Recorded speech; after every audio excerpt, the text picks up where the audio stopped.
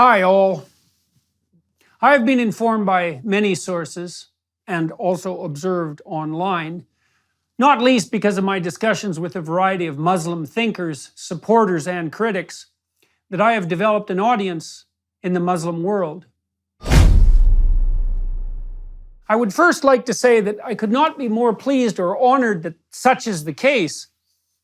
It has been so heartening to see that my biblical lectures, for example, attracted a large Muslim audience, and that the comments from the Muslim watchers and listeners to my YouTube channel and podcast have been so extraordinarily positive. And all this is lovely to see in the aftermath of the extraordinary Abraham Accords, which have laid out the possibility for peace between all the people of the book in an unprecedented manner. And I have something to say as an extension of all of this. Please forgive my presumption, if you would. It is time for those of you in the Muslim world to stop fighting among yourselves, you Shiites and Sunnis, and also time to stop regarding the Christians, and even more specifically, the Jews, as your enemies. Why? Not least because you have the enemy located in the wrong place. First, the best place to find Satan, let's say, is within. If you think the true enemy is in someone else's heart, then you haven't thought nearly long enough about the darkness within, and you have therefore fallen prey to the most subtle temptation of the ancient demonic spirit. So your best bet on the spiritual warfare front is to make of yourself and your Muslim practice something so admirable that the light shining from your well-constituted psyches and productive, generous, and wise actions is so intense that people convert to your faith from sheer admiration. There's a goal. Second, far more unites you with the other people of the book, as your own prophet himself, peace be unto him, forthrightly said, than what divides you. You all believe, for example, in a book. You all believe, for example, in God, and believe that you have an ultimate duty to that God. You are all followers of a prophetic tradition, and that is a tradition that unites the wisdom of the past with the vision and voice of those willing to see and speak truly and lovingly in the present. And you are all threatened, in a very real sense, by the system of vengeful Luciferian ideas that currently confronts all that is transcendent, traditional, and valuable on the sexual front, on the familial front, on the conceptual front, on the psychological and sociological front, and, in the final analysis, on the theological front. So, how about we all quit squabbling over trinkets and details and face the real problem?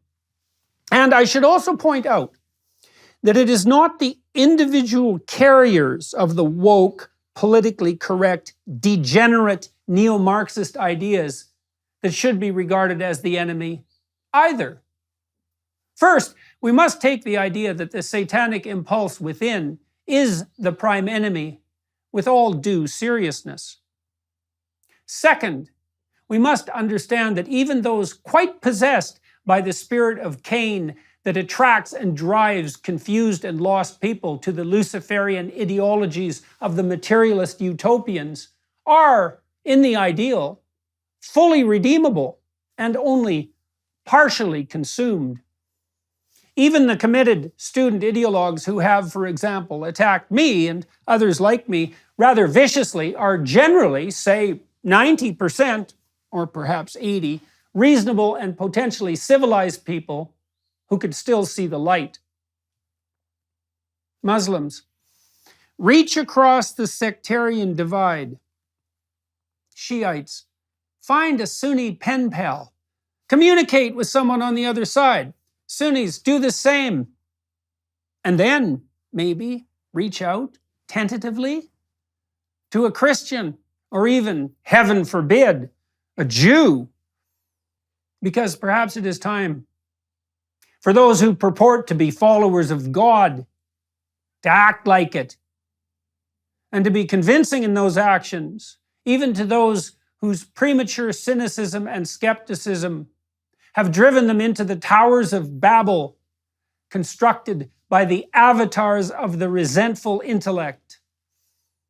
Is there someone in the Muslim world willing to build an electronic system to bring people from the Sunni and Shiite community together? A place where people of goodwill could reach electronically across the divide, person to person, and to formulate the kinds of personal, trusting friendships upon which a lasting peace truly might be founded? A place where Jews and Christians, willing and eager to open communication with their Muslim brothers, might do just that? There's a task for someone looking for a purpose, and it's an open invitation to do just that. If you build it, they will come. If you build it, get in touch with me. You'll figure out how to do it, and I'll publicize it. Thank you, all my Muslim listeners, watchers, and readers, for your kind attention and patience. I wish you well as you strive to become the light in the world that your faith truly demands. Let's see if we can unite as people of the book and negotiate our way toward the paradise that we might truly and jointly attain.